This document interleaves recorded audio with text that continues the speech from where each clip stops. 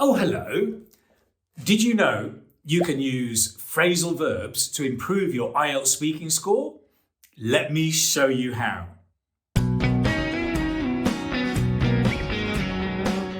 Hello, it's Keith from the Keith Speaking Academy, here to help you become a more confident speaker of English.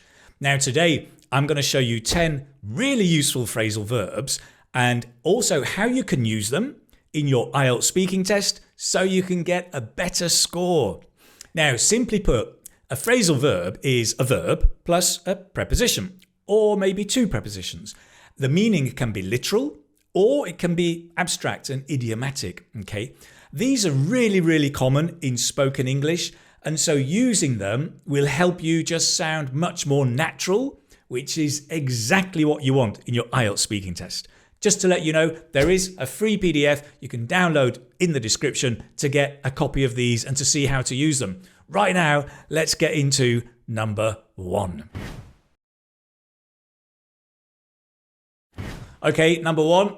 Well, this is a brush. It's a noun. It's also a verb, to brush your hair. I know. Don't laugh. So now, also, I've got, these are my French notes. I used to be good at French. I can brush up on my French notes. Now, it's not literal, it's idiomatic, and it means to review and improve a skill or a subject. It's usually something you were good at before, but not so good now. You need to practice, right? So I can say, I am brushing up on my French. You can brush up on your English, okay? For example, you need to brush up on your English before you take the IELTS test. How can we use this in IELTS speaking? Well, in IELTS Part 1, you can be talking about learning, subjects, or a hobby. You could say something like, I like photography. Recently, I've been brushing up on my photography skills. Really nice, right? Because recently, I have been doing something. I've been doing something. Recently, I've been brushing up on my photography skills. Present perfect continuous. You can also show that you can link brush up on, up on, 2 words, but make it into one sound. Up on, brush up on. Make the whole thing into one sound, brush up on. Recently, I've been brushing up on my photography skills. Lovely. Also in part 2, right? If you're describing a learning experience. For example, I learnt to code at university, but I forgot a lot. I need to brush up on it now. Okay, lovely. Number 2. Okay, number 2, to come across as something. Now, this is different from to come across something. To come across something is to discover by chance. For example, I came across this book in the bookshop. It's really interesting. This is different. This is come across as something.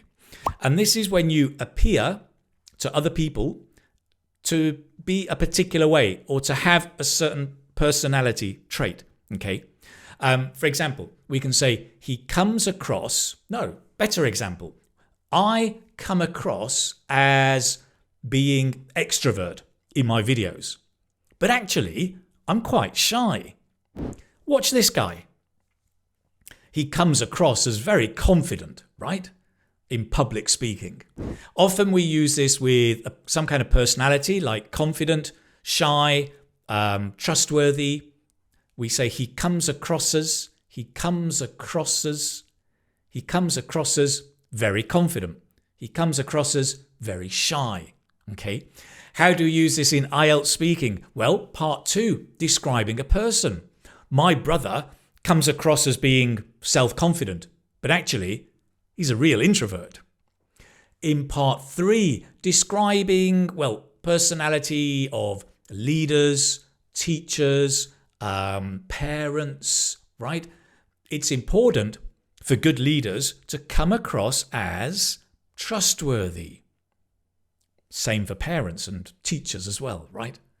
There you go, to come across as something. Let's move on. Okay, number 3, to get around to doing something. Again, this is different from get around something. To get around something is to deal with a problem or avoid a problem. For example, right? Here's my French. I've got a French exam next week, but I don't know the vocabulary. I can get around is like, boom, I can deal with that by studying, asking a friend to help me, cheating. No, I didn't say that. I don't do that. But I can get round it. I can get around the problem. This phrasal verb is to get around to doing something. And it means to finally do something you have been postponing. So to find time to do something you have been postponing. Okay. For example, I finally got around to painting my office. I got around, notice you can link, I got around to becomes to painting. I got around to painting my office. I got around to decorating my office at last. Okay. How can we use this in IELTS speaking? Well, in part 1, talking about free time or routines, you could say, I never get round to exercising. I want to, but something always crops up. Crop up, to appear. Another phrasal verb. I never get round to doing sport. Something always crops up. Okay. Now, that's nice. Let's level it up. Let's do a really advanced level, because to get around to doing something, we often use like this. We say, I've been meaning to do blah, blah, blah, blah, but I just haven't got round to doing it. Okay. I have been meaning to is I have the intention of doing it. I've been meaning to paint the office, but I just haven't got round to doing it. I just haven't got around to doing it. You can say round or around. I've been meaning to blah, blah, blah, but I just haven't got round to doing it. Lovely. High level, use that, and the examiner will fall in love with you. Well, metaphorically, of course. Next one. Right, number 4 is look down on someone. You can tell from my face, right? To look down on someone is to think that you are better than the other person, right? Look down on someone. Some people look down on teachers, right? They say they never work, they're always on holiday. Totally unfair, right, teachers? Totally unfair. Some people, though, do look down on teachers. How can we use this in IELTS speaking? Well, part 3 questions about social issues like this. You could say, in some societies, people look down on certain jobs, but I think every job has value. Nice message there, right? Okay, don't look down on people. It's not very healthy for you or for them. Let's move on. Okie dokie. Number 5, to put up with something or someone. Again, this is different from to put up, to put someone up. To put someone up is to give them a room to sleep for the night. For example, when my sister, she's going to come over and visit me, I'm going to put her up for a few nights, meaning she'll stay in my house. However, this is to put up with someone. And this means to tolerate someone or something that is not nice, unpleasant, nasty, okay, to tolerate, put up with. For example, talking about my sister, she has these horrible, noisy neighbours. Their music's always loud, they're always arguing, right? And she said, I can't put up with my neighbours anymore. I can't put up with my neighbours anymore. Work on the pronunciation as well, right? She wants to move house. Poor thing. How can we use this in IELTS speaking? Well, in part 2, describing a problem or a situation, for example, weather, delays, etc., you have to put up with it, right? For example, I was traveling in India. It was over 40 degrees, but I had to put up with the heat. There's nothing I could do. Also, part 3, you could talk about challenges or having patience. Challenges is a common theme, right? Especially in part 3, talking about challenges at home, challenges at work. For example, right? My boss is always late for meetings, but I have to put up with it. Well, I have to put up with him and put up with it because he's my boss. What am I going to say? Oi, you're late. That's not going to go down very well, is it? Oh, go down. Another phrasal verb. To go down well. To be well received. Or go down badly. To be badly received. I've just realised I'm giving you a lot more than 10 phrasal verbs here, aren't I?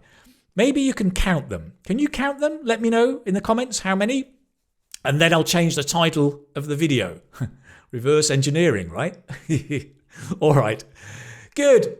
That's number 5. Let's move on to number 6 or 16, whatever it is. Okay, number 6, and this is one of my favourite phrasal verbs. It's so simple, but I just love using it to take after someone. And this is where you resemble or look like someone else, usually your mother or your father or your grandparents, where you resemble them either in looks or in character or personality, right? For example, I take after my dad. We're both very easygoing. I take after my dad. You can link as well. Take after. I take after my dad. I take after my mum. Okay, great. Obviously, in IELTS speaking, when talking about family in part 1 or in part 2, you could use this, right? I think I take after my mum because we both love cooking. Very, very true. You could level this up a little bit. You could say, when it comes to some aspect, I take after my dad. So, for example, when it comes to studying, I take after my dad. He was very smart. When it comes to socializing, I take after my mum. She was very gregarious. She liked socializing, right? Social butterfly. Okay, let's move on. Okay, number 7, turn out to be. So something turns out to be becomes to be. Let me give you an example and you can guess the meaning, okay? The job interview turned out to be much easier than I expected, right? So it's to end up being different or unexpected, basically. So you expect something, but the result is different. Clearly, you can use this in IELTS Speaking Part 2 with any kind of story describing experience. And at the end, you can say, well, For example, at first, I was nervous, but it turned out to be a great experience. At first, I was nervous, but it turned out to be a great experience. You can talk about anything where you expect one thing and it comes out in a different way. Talk about exams, talk about holidays, parties, interviews. A nice template, again, let's level up, is I thought it would be blah, blah, blah, but it turned out to be blah, blah, blah. Okay? You've got a conditional and a past. I thought it would be, or even better, I thought it'd be really difficult, but it turned out to be really easy. Exam, interview, any experience. Nice. Let's move on. Right, number 8. What's he doing? I'm running out of time. Number 8 is to run out of. Run out of. I run out of something, right? For example, I ran out of time. I run out of. In the past, I ran out of. I have run out of. You will run out of. With phrasal verbs, it's always nice just to change tense. Make little phrases changing the tense. Really good practice, right? Run, ran, run. So, example was, I ran out of time and couldn't finish the exam. Sound familiar? IELTS writing? Yeah, so many students ran out of time and can't finish the exam. Oh dear. So, in IELTS speaking, we can use this in part 2, describing a problem or time pressure. maybe delays, deadlines, projects, and so on. Or problems like with your phone. For example, my phone ran out of battery, so I couldn't call home. It's not only about time. In part 3, for example, you could be talking about natural resources or the environment. For example, many countries are running out of natural resources. Lots of consequences there. Really nice. Run out of. Let's run on to number 9 or 19. Are you counting? Keep counting. So, sorry. Hello? Yeah. Come over. Yeah, no, come round when you like. Yeah. When you're here, I'll come down. Or, okay, yeah. Or you just come up directly. All right. Yeah. Cheers. See you later. Sorry about that. Come has many prepositions. Come over, come around, come up, come down. Today, we're going to look at come up with something. This is different from something comes up or something came up, which is when something appears in your routine or in a conversation. I couldn't come to the meeting, I'm sorry, but something came up. I had to do it, right? Or I was chatting to my colleagues and something came up in the conversation. It was really interesting. That's something different. We're looking at come up with something, which means to create or invent an idea. Something, right? Something new, usually, okay? For example, my wife came up with a brilliant idea to save money. We never go to the restaurant. Well, not bad, okay? To come up with, come up. You can link come up with. Now, we can use this in IELTS Speaking Part 2, describing creativity, problem solving. For example, I'm a creative person, so I find it easy to come up with marketing ideas. I'm a creative teacher. I need to come up with interesting teaching ideas. Things like that. Part 3, you can talk about innovation, teamwork, change in society, with AI changing society. We could say, well, nowadays, companies need to come up with innovative products to keep up with all the other competitors. Keep up with. There's another phrasal verb. They're cropping up all over the place. Okay? So companies need to come up with new ideas, innovative ideas. Level up your English. New idea, innovative idea. All right, that's number 9. We're coming towards the last one, number 10. Right, phrasal verb number 10. You can tell I love phrasal verbs, right?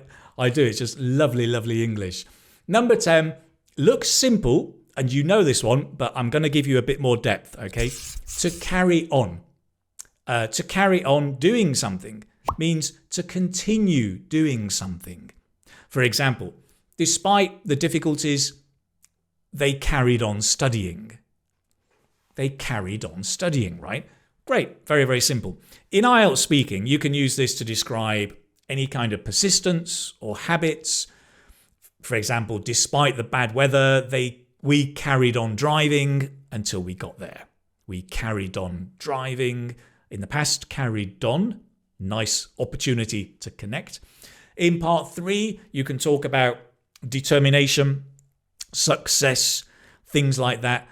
You could say, even when people fail, it's important to carry on. Okay. Now then, that's quite simple. This phrasal verb does have extra depth because it can also mean, talking about often about children, that they behave a bit excitedly in an uncontrolled way.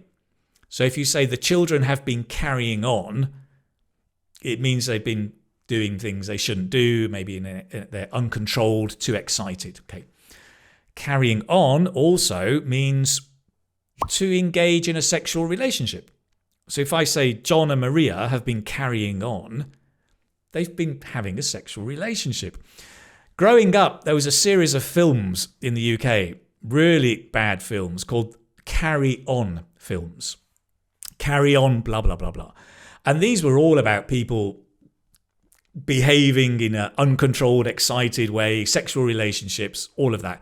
Really dated, old-fashioned, terrible films, the carry-on films. But that's where it's from, because to carry on can have that sexual meaning. Don't use that for IELTS, right? In IELTS, it's just to continue doing something. Carry on studying. You're going to succeed eventually in your test. I'm going to wind up, another phrasal verb to finish. I'm going to wind up with a bonus tip. If a professional YouTuber would have said at the beginning of the video, stay until the end and I'll give you a tip. I just give you the tip at the end without telling you at the start. A bit like the number of phrasal verbs. Let me give you a bonus tip in a moment. Rightio, before I forget, there is a free PDF you can download with all of these phrasal verbs. The bonus tip is when you come across a phrasal verb, right, make a short phrase or just say it in the present, in the past, with the present perfect tense, and in the future. And just doing that is going to help you build up your fluency and confidence so much more. Such a simple thing to do, but it's very powerful. Do practice using phrasal verbs more and more, right? I mean, it is the way we speak in English. They are very common in spoken English. It'll help make you sound more natural, which is exactly what you need in IELTS speaking, right? It also shows your range of vocabulary. If you mix it with all the different tenses I've shown you, what more can you ask for? It's great. There you go. That's today's video. If you like this, you can press the like, obviously, you can subscribe, but most important, join the channel. Join my YouTube channel. You get extra, you get emojis, you get extra videos, all to help you become a more confident speaker. And if you're ready to take a step even further, go and check out my online courses and come and join one of my online courses to become not only a confident speaker of English, but to get the score you need in your IELTS speaking test. Listen, thank you so much for watching today. Keep on studying, carry on, and I will see you maybe in the next video. Take care, my friend. All the best now. Bye-bye.